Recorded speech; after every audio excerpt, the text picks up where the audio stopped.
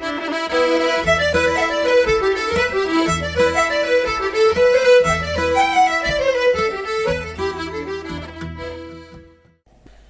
and welcome to the Ultra Fitness Training podcast from www.ultrafitnesstraining.com. At the time of this edition, William Sichel is in Hungary, running in a 6-day race.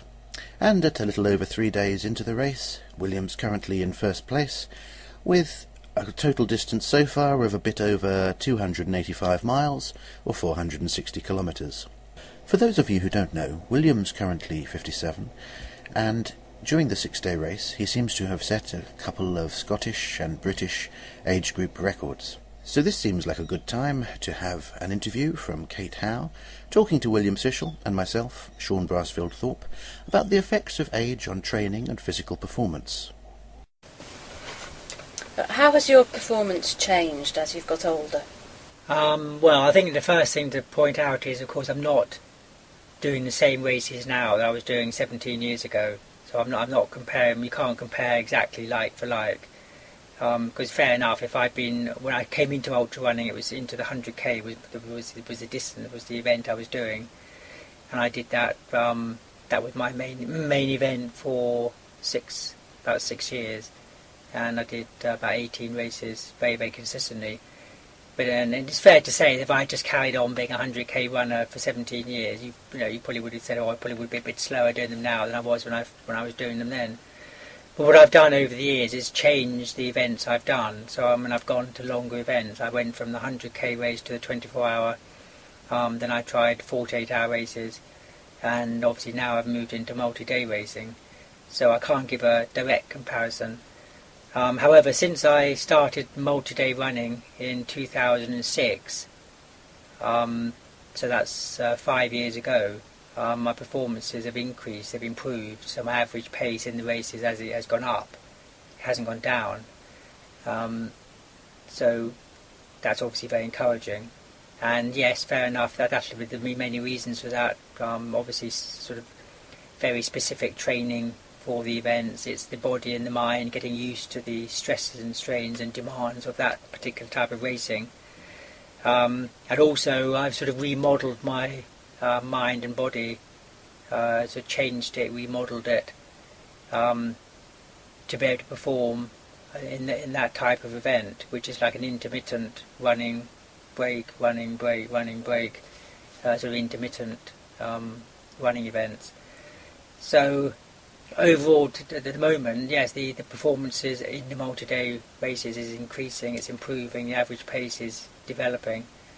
And also in my training, certainly so far, I haven't really noticed any deterioration in training, in speed, strength. In fact, I always say that my training, the 3 corners of my training are speed, flexibility and strength, which are all the things that are supposed to decline as you get older. So I'm addressing all those things and trying to, so far I've successfully prevented decline, because I'm... Well, let's be realistic, you're improving all the time. Well, improving all the time. My flexibility is better than it was 3, 4, 5 years ago. I'm not saying I'm very flexible, but I'm more flexible than I was. My strength is undoubtedly very significantly greater than it was 3, 4 years ago. That's easy to measure simply by the weight on bars and performances in the weight room, if you like. And my average speed in the very long races has gone up. So it's very, very encouraging so far. Well, it might help to put that in context a little bit. I mean, William's chiropractor, I believe, some years back described him as having old man's hips. And we've worked on your flexibility quite a bit since then, to the point where... I think last time you went back to see him, he was, quite pleased with your level of flexibility. Yes, he said it was average now, yes. Yeah, but the funny thing is, most runners, no matter what their Is that average for your age or just average? Just average for, an average for a person, an athlete. Yeah, exactly. But really, most runners actually have below average flexibility, partly due to the high volume of training and very often just the repetitive action within a small range of motion. So as I say, William's flexibility certainly improved, and with his strength, for example. When I first started working with William, you were doing a conservative amount of weight training, I would have said. William didn't feel it was conservative at the time, but I would have said so. But you were doing what I tend to very often call bodybuilder squats. In other words, squatting to just a little bit above parallel, and you were doing about body weight at the time, 60 kilos. Well, we've now, William works all ranges on his squats, including very low and box squats and things like that, but we use a lot of partial range motions, particularly what we these days call an ultra squat, which is a very small motion, which mimics the range of motion of William's legs when he's running, his actual sort of running pace. But what's your current 1 rep max on partial range squats? With 355, yeah. Yeah, 355, which is what percentage of your body weight? Getting on for 6, isn't it? Yeah, 6 times your own body weight. Well, that's, that's phenomenal for anybody, but certainly there's absolutely no sign of any decline in strength. It's increased, mathematically, as it were, virtually. But it's also the case with your running speed. When you go off and do training runs, you said recently, you just set a new PB for a training run over the same distance, beating, the time that you were doing several years ago. Yeah. A lot of the assumptions that people make about decline with age, I won't necessarily say they're false, but they very often are self-fulfilling prophecies, in that people assume that they're going to lose strength, flexibility and speed, and therefore they do. How many people really actually bother to train when they're in their 50s, 60s, whatever? Most people are looking for their pipe and slippers. So it seems that as you're getting older, your performance is improving, but presumably at some point you're expecting to reach a limit. Well, yes, I'm not immortal, I don't think. No.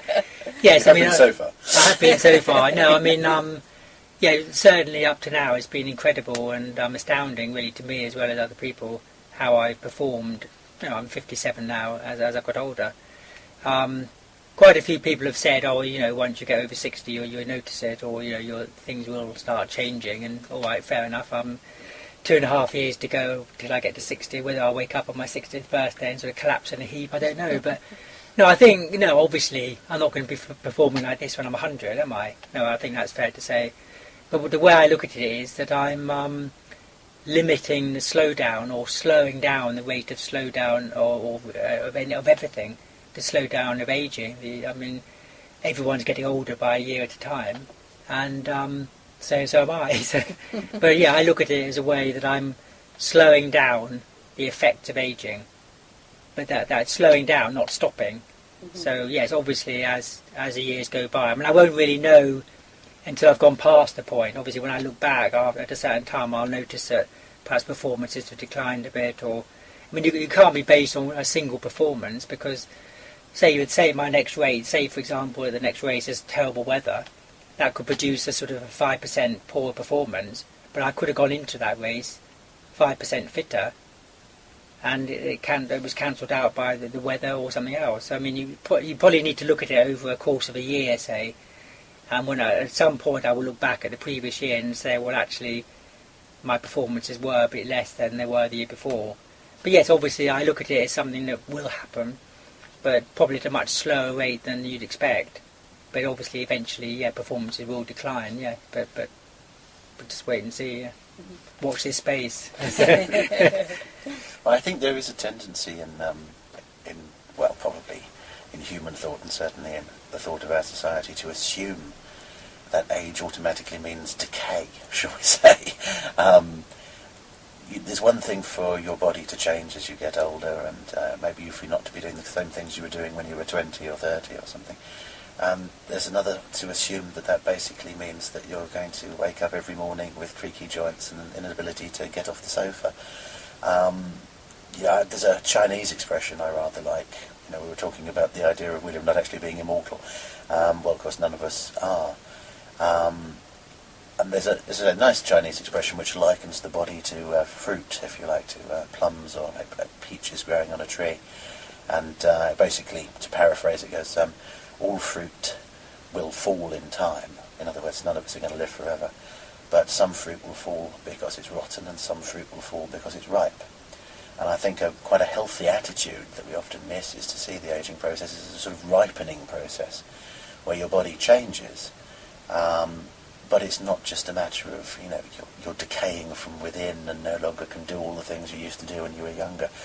If one accepts the change in a positive way, you can actually find that there are some things you can do that, are far more effective and you're better at as you get older. One of the things people don't often realise is that the body has a habit of changing the nature of its muscle fibres. So when you're younger, for example, they tend to be very good at very fast reactive speed, type activities.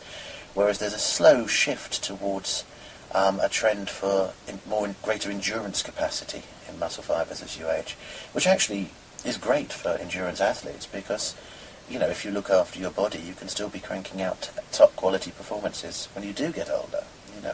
William's not just a case of he's not trying to equal his previous performances. He's already bettered performances he set when he was a lot younger, and we're rather expecting that he's going to keep doing that for at least a few years. There may be an eventual decline, but it should be a nice, slow, graceful transition as opposed to him keeling over at the side of the track.